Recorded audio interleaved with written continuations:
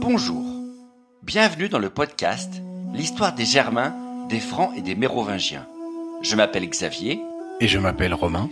Abonnez-vous à notre podcast sérieux, mais pas trop, conçu pour les passionnés d'histoire, qui veulent tout comprendre sur ces peuples, leurs aventures, leurs coutumes et leurs territoires durant le premier millénaire. Retrouvez-nous sur les réseaux sociaux Facebook et Instagram et sur notre site internet à meropodcast.fr. Et n'hésitez pas à nous faire part de vos commentaires ou à nous donner des étoiles sur votre plateforme de balado favorite. Ceci est l'épisode bonus 55. Rendez-nous les fonctionnaires. Lors de son ambassade auprès d'Attila en 449, le diplomate Priscus nous livre le récit de son étrange rencontre avec un compatriote grec vivant librement chez les barbares, et je le cite. « Cet homme me déclara « Ce genre de vie me plaît infiniment, car la guerre une fois finie, chacun jouit tranquillement de ce qu'il a, et personne ne songe à en molester un autre. Au contraire, les sujets romains courent tous les jours le risque d'être pris, leurs tyrans ne leur permettent point de porter des armes, et ils sont trop lâches pour les défendre.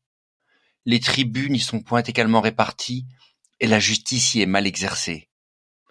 Cet homme dit beaucoup de choses sur le même ton, après quoi, je pris la parole, et je défendis de mon mieux les lois et les usages de l'Empire. » Récit de l'ambassade de Priscus, année 449. L'histoire de cet homme est celle d'un riche grec, fait prisonnier lors des guerres uniques, qui a réussi à racheter sa liberté au fil du temps et a accepté volontairement de rester vivre chez les barbares.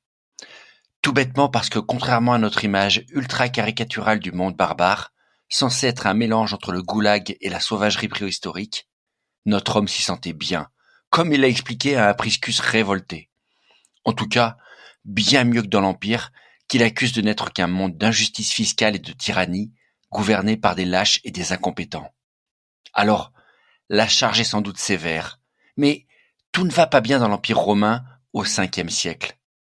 Le système imaginé par Dioclétien et Constantin pour sauver l'Empire, 150 ans plus tôt, s'est fait au prix d'une politique fiscale impitoyable, confiée à des fonctionnaires d'État tout-puissants, s'en prenant surtout aux petites gens et se laissant facilement corrompre par les aristocrates qui échappent souvent à l'impôt et deviennent les milliardaires de l'époque. Une machine fiscale totalement démente qui explique pourquoi on retrouve fréquemment de nos jours les vestiges de villas romaines absolument somptueuses occupées par les ultra-riches du 4e ou du 5e siècle, au moment même où l'Empire est en train de s'écrouler.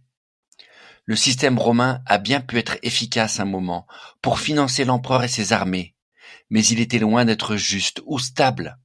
Et surtout, au fur et à mesure que le pouvoir impérial s'est décomposé, les principes stricts posés par Dioclétien et ses successeurs pour contrôler ses hommes, comme la gestion des carrières pilotées par l'État, l'interdiction faite aux fonctionnaires de posséder des terres dans leur région d'assignation, ou la séparation du pouvoir civil du pouvoir militaire, ont volé en éclats.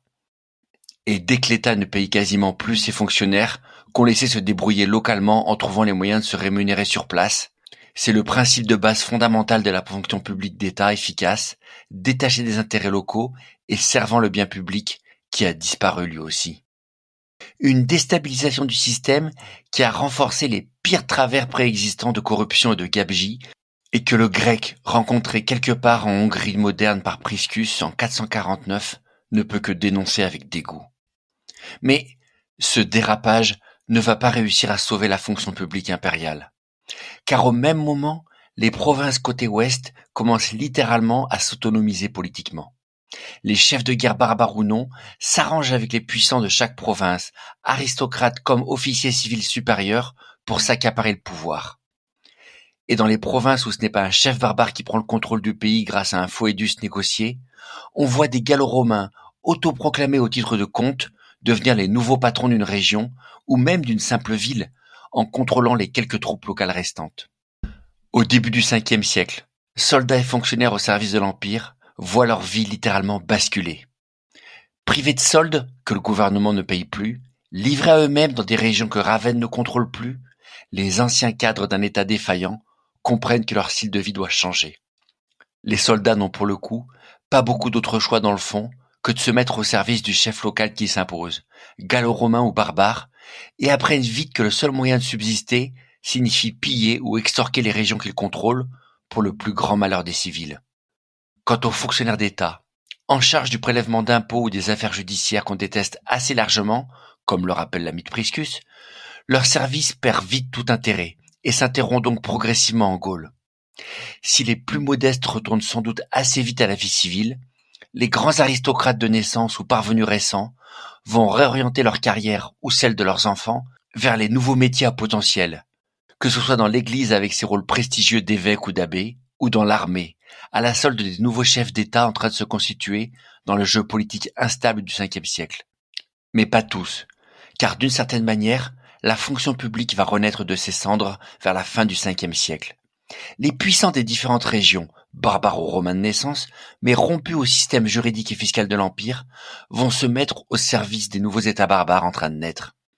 Mais moins en tant que fonctionnaires typiques du bas-empire qu'en tant que puissants local, disposant peu à peu d'une assise régionale et d'un pouvoir militaire, se rémunérant sur les terres qu'on leur a confiées, et disposant de titres progressivement inamovibles qu'ils peuvent transmettre à leurs enfants. C'est-à-dire exactement l'inverse de ce qu'avaient voulu Dioclétien et Constantin. Un retour à la case départ d'un pouvoir central faible, dépendant largement de son armée pour contraindre le bon vouloir des élites locales qui contrôlent en réalité les taxes et la justice sur le terrain. Une situation qui va se développer au fil des décennies à venir et qui va, entre autres facteurs, donner naissance à la féodalité et au Moyen-Âge. Priscus pouvait défendre le monde romain autant qu'il le voulait. Il est assez probable que dans les faits, son interlocuteur renégat n'avait pas tout à fait tort dans ses critiques sur ce qu'était vraiment devenu l'Empire au Ve siècle.